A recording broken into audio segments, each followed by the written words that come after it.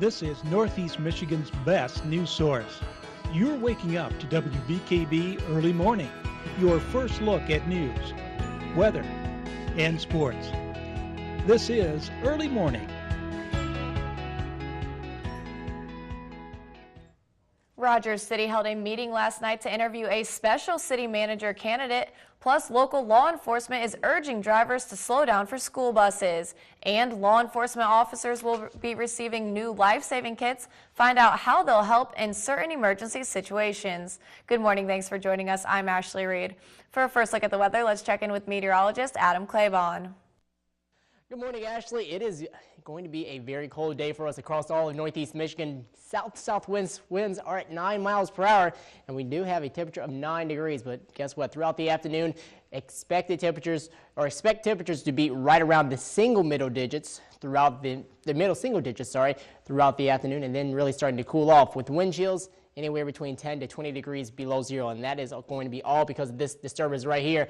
Not really seeing much in moisture, but it is going to pack a powerful punch when it comes to the winds. Winds should be anywhere between 15 to 25 miles per hour, gusts as high as 40 miles per hour, and they will be howling from the northwest. So really expecting that cold air to filter its way down to the surface and here across our neck of the woods. 4 degrees for our afternoon high, and then we'll see temperatures really dropping off by tonight. 20 degrees below zero with mostly clear conditions. Winds will start to die off. They'll only be around 5 to 15 miles per hour, but that will allow more wind chill advisories and also starting to see wind chills around 25 to 30 degrees below. Thank you, Adam. And due to the road conditions and frigid temperatures this morning, there have been a few school closings throughout the area. As of now, the following schools have been closed for the day: Alcona, Alpena, Fairview, Hale, Hillman, Mayo, Johannesburg, Lewiston, Posen, Rogers City, and Whittemore Prescott. We will update you with any other school closings as they come. And Rogers City Council held a special meeting last night to interview Joe Heffel for a possible dual city manager position. Heffel had been the Onaway city manager for over 12 years now. As the council asked their questions, Heffel seemed confident that he could handle the job. He expressed his plans on how he would split between the two cities. The council asked questions to assure he could handle the workload, and the overall feeling from the council is positive. Hope to hash out everybody's direction, where the council sits with the concept, if they're supportive of it, and supportive of Joe, and then we can go forward from there. But yeah, the goal, a good outcome for me on next Tuesday would be that I understand where the other 4 council members sit. And the council will talk more about the interview on Tuesday. Mayor Sobek says that he personally feels Heffel's responses were accurate and he is capable of handling the situation. Gary Nowak, Mayor Pro Tem, in the meeting also seemed pleased with Heffel's plans. The Alpena County Sheriff's Office is urging drivers to be more mindful of school buses. Over the past few weeks, dispatchers have been responding to several calls regarding cars ignoring the flashing red lights and stop signs displayed on the school buses. Deputies are reminding residents to make sure they come to a complete stop for any school bus letting children off. Many bus drivers are also concerned for the safety of the children when cars speed by. When the bus drivers turn on their red lights, it's to create a safe environment for the children to cross the roads. If people continue to run to the lights, then we can't guarantee the safety of the children. The law requires all vehicles to make a full stop 20 feet before any school bus with its flashing lights. Anyone found in violation of this law could face a fine of $500 and community service. And law enforcement officers in Alpena will soon be better equipped to handle certain emergency situations. 40 new life-saving kits have been purchased and are being distributed between the Alpena County Sheriff's Office, Michigan State Police Alpena Post, and the DNR's Law Enforcement Division. DNR officers who have already been trained to use the kits will receive their kits immediately. All other officers will receive their kits after a training course in April. These kits are light and they're compact, and they're going to be very valuable to conservation officers, sheriff deputies, and troopers who work in areas outside of the city limits, away from hospitals. The kits include a tourniquet and 3 different size dressings with quick clot, which is designed to stop arterial bleeding. With the use of these devices, if we come upon someone who's been in a traffic accident or possibly a hunting incident where they need their blood loss stopped immediately, officers, troopers, deputies will be able to utilize these kits to stabilize the patient until emergency care can arrive. In our rural community here, that can take upwards of 20-30 minutes before an ambulance can be dispatched and arrive on scene. So these kits have a very good chance of saving someone's life. The kits, which in total cost $6,500, were acquired through donations from the Ryan Saya Memorial Fund. This money comes from an annual golf outing held in Alpena to honor the fallen deputy. This year's golf outing will be held September 4th at the River's Edge Golf Club. When WBKB Early Morning returns, research coordinator Russ Green from the Marine Sanctuary is here to talk about the shipwreck Monahans. We'll be right back.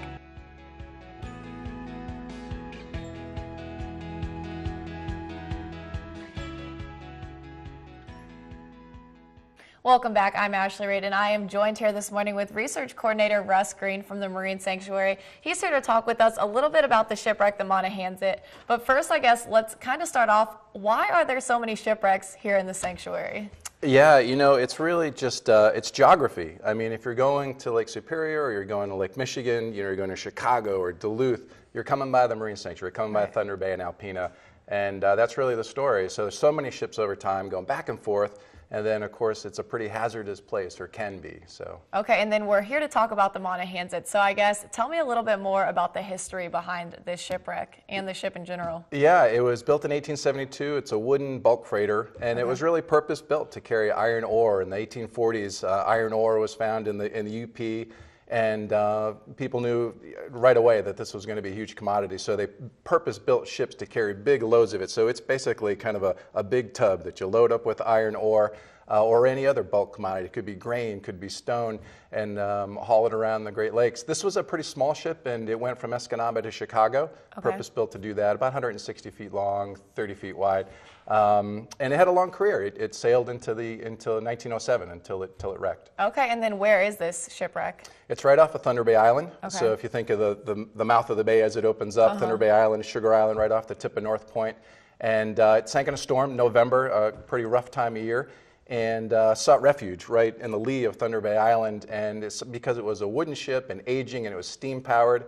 It caught fire, and that that was not uncommon for an aging, dried-out ship to sort of, you've got fire on board, you're fire in your boiler, and in this case it caught fire, and they sort of dragged it closer to shore so it would sink in shallow water, then maybe be able to salvage it, but in this case they couldn't, and there it is today. Okay, and then I know we have some B-roll, some video footage of the actual dive site, so I'll have you walk us through that a little bit. If we can go ahead and roll that video here.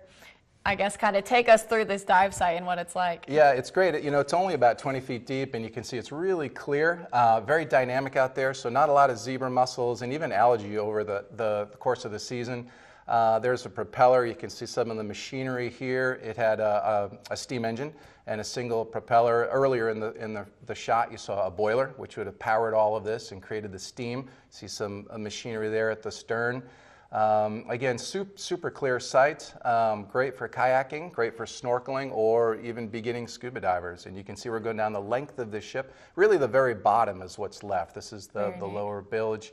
And you can get a full glimpse of ship construction, some of the machinery, and have an enjoyable dive site. I should also say that just inshore from this is great fossil hunting as well. So if you're snorkeling along the shoreline of Thunder Bay Island, you can hunt for fossils as well. Okay, and then for tourists who come, I guess, and the public, what is their access like to this site? There's a mooring buoy there. The sanctuary puts a mooring buoy out. And so getting out there is not that difficult. Hooking up to the site, I mean, really, you can look over the side of your boat and see it. So it's full access. Not all of the shipwrecks in the Marine Sanctuary are full access. We want the public to get out there to get a look at it and really appreciate these places and value them and help us sort of protect them. The other side of it is if you don't dive, of course, the glass bottom boat goes out there. Yeah. And this was a cool site, and really the one that helped the glass bottom boat come to Alpena. because you can see how the visibility is fantastic. Right. And if you're an entrepreneur, your mind is starting to roll like, hey, I think I can make this work. And so they'll go out there, of course, many times over the course of the summer with tourists who don't jump in the water. I know when my mom came to visit when I first moved down here this summer, we took one of the glass bottom boat tours, and it was a great time, and you can definitely see the ships down there. Absolutely, and you get an appreciation for how big it is and how the site is laid out, and that's one of 50 in the Marine Sanctuary and really 100 in sort of this chunk of Lake Huron. Very, very neat. Well, that's all the time we have, but thank you so much for joining us. And now everyone knows a little bit more about one more shipwreck, so thanks. Appreciate it. Sports is next with Shannon McGrattan. The Red Wings hit the ice for the first time in 2 weeks. She'll have highlights from Montreal, plus girls high school basketball districts continued last night. Stay tuned for those highlights and scores.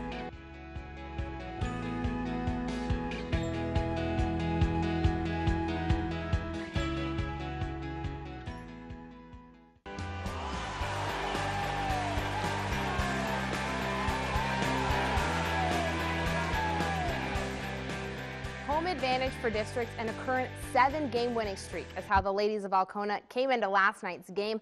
The Tigers had a bye in the first round of districts, but welcomed Tawas in the second game to wrap up District 90C semifinals. The back and forth starting early, Megan Quick circling into a 2, putting Alcona up 9-5. Last minute of the first quarter, Courtney Flory bringing Tawas within 1. Tigers pull away in the second quarter though. Tori Harmon inside pass to Nicole Whalen. The Braves start to chip away at their deficit.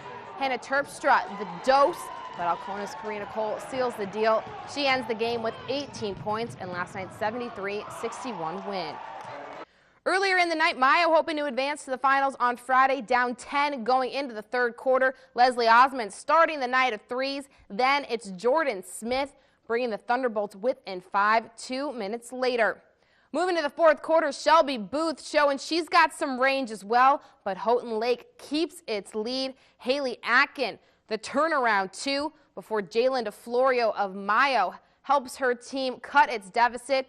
49-41 was the final. Houghton Lake is the winner.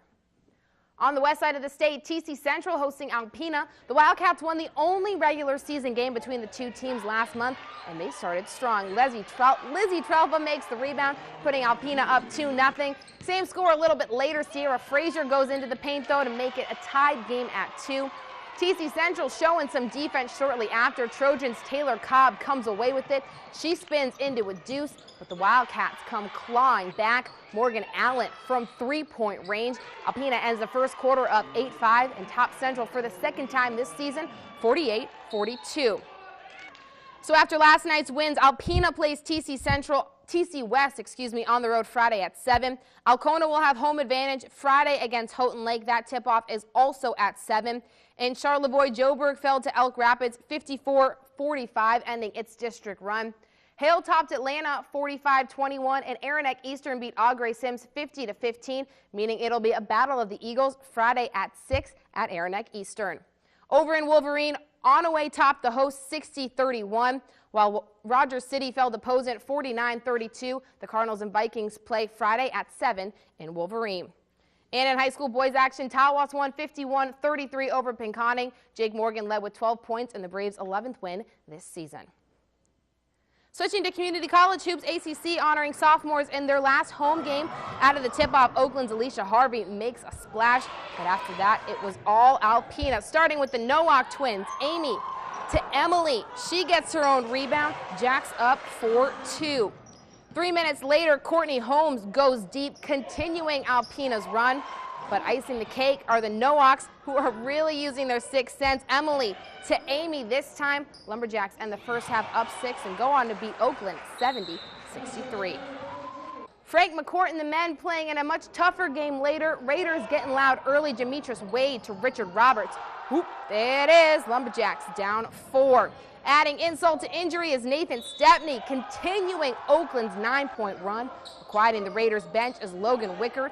Alpena trails 9-3. Stephen Shepard coming into the game and giving the defense some trouble as he drops a dose. The Jacks have a back-and-forth game, and they fall 88-81. Big Ten action pairing Michigan and Purdue. The Boilermakers taking charge early. Teron Johnson from behind the arc. Purdue up 7. Responding right after is Derek Walton Jr.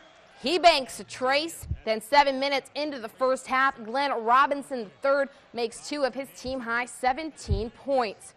Wolverines now down 17. Walton Jr. the breakaway. Nick Soskas the bucket and foul. This one goes into overtime with Michigan squeezing past Purdue 77-76.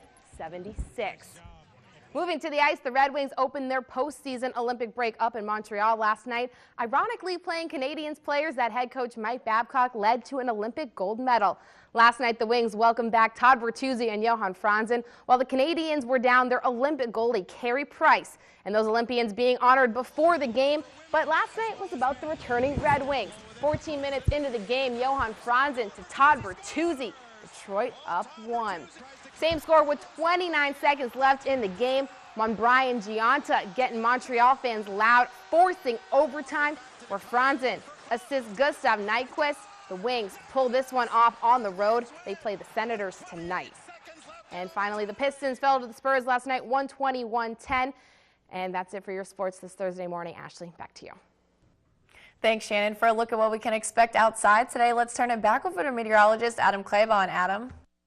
Thank you, Ashley. Yes, temperatures are cold across the Sunrise side, and we are going to be expecting a very cold afternoon. So if you don't have to venture out, well, try to stay inside throughout the day, because it was definitely an unpleasant experience for me and Ashley as we did make our way in. 11 degrees currently in Tawas City, sitting at 9 in Alpena, and 10 degrees in Rogers City. It is just cold. It has been a very cold winter, and things will actually get cooler by tonight. We'll talk about just how cold we get during the full forecast a little bit later in the segment. 9 degrees currently in Minneapolis, 14 degrees in Chicago, and well, the core of the cold air just to our northwest. We'll see that make its way down to us throughout the afternoon. Temperatures are actually going to drop. It will be closer to the middle single digits by the time we reach through noon hour. You can see some snow is starting to move in, and not much moisture really with this system to work with, but we are going to notice that it does pack a powerful punch, and that punch will be in the form of wind. Winds anywhere between 15 to 25 miles per hour, so wind chills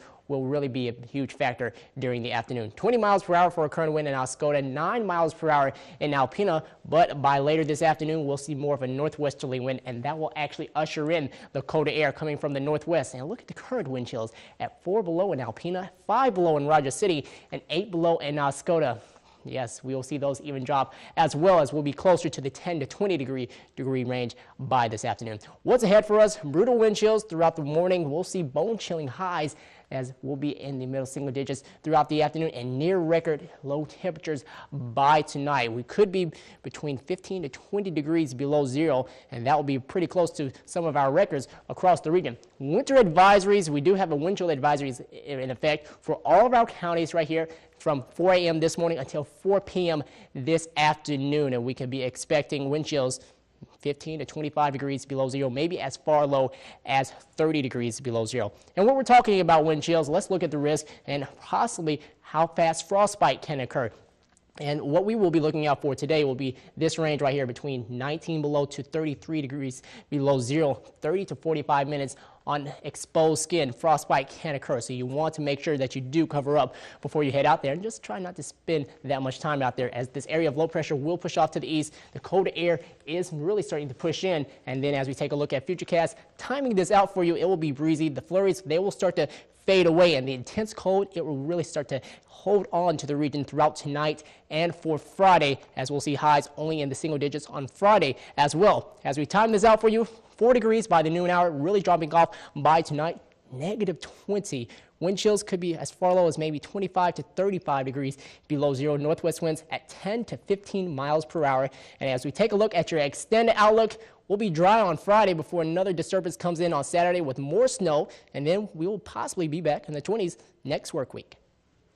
All right, thank you, Adam. Well, coming up next on WBKB Early Morning, breaking news this morning in Ukraine after armed men seized 2 government buildings. Stay tuned. Good morning and welcome back. I'm Ashley Reed. In national news, breaking news this morning in Ukraine. Police across the country are on high alert after armed men seized 2 government buildings. CBS News correspondent Wendy Gillette reports from New York. A Russian flag is now flying outside the parliament building in Ukraine's Crimea region. Today, dozens of armed men seized 2 government buildings there following large protests yesterday. Hundreds representing two rival groups clashed, those in support of new Ukrainian leaders and pro-Russia demonstrators who oppose the new government. People are angry, especially these days, people are very angry. Crimea is in the south of Ukraine on Russia's border. Following a week of violence in Ukraine, the country's president fled the capital. Russia has announced major concerns about Ukraine's new government. Russian President Vladimir Putin's decision to launch massive military exercises near the Ukraine border has raised concerns that Russia will interfere. Secretary of State John Kerry is warning Russia not to take any military action. Ukraine should be unified. That is the best way for Ukraine to be prosperous, to succeed in the future. And obviously, any efforts that would put that at risk are of concern to us. As for the buildings taken over by the men in Crimea, police are standing guard outside. So far, the men inside have not made any demands. Wendy Gillette for CBS News. Ukraine's acting president called for calm in his country after today's developments. We're going to take one last look at weather. Now let's go back to meteorologist Adam Claiborne. Adam. Okay, thanks Ashley again. Before you head outside, it is cold, 9 degrees, mostly cloudy conditions. Southwest winds are at 9 miles per hour, and our real field temperature is at 3 degrees below zero. And it will get even colder throughout the afternoon because of this little guy right here. He looks very little, but he packs a powerful punch. He doesn't have much moisture to really deal with, so that won't be the main thing with this system for us, as we'll see mostly just clouds and then a few flurries push their way into northeast Michigan. What we will be looking out for will be the very gusty winds, probably gusting upwards to 40 miles per hour at times as this disturbance does start to move its way to the east. We'll see more of a northwesterly flow, and that will allow that colder air really to seep in throughout the afternoon, and by tonight, that's when we'll see the very cold stuff. But during the afternoon, your noon hour, 4 degrees for that temperature before really dropping off by tonight, 20 degrees below zero, and things will get even colder with our wind chills as we're expecting them to be anywhere between 25 to 30 degrees below zero. Be sure to tune in tonight for WBKB 11 News at 6 for updates in news, sports, and weather. Felina Jones and Lindsay Adeluca will have the latest in local news. Meteorologist Adam Claiborne will be back with the weather, and Jeff Kolb will have updates from the world of sports. Also, don't forget you can read more about our broadcast stories and get the scoop on other news items online. Just visit WBKB11.com for sports, weather, and news updates anytime, day or night. Or add us on Facebook, facebook.com/WBKBTV. That's all we have for you today on WBKB Early Morning. Thanks for watching. Good Morning America's up next.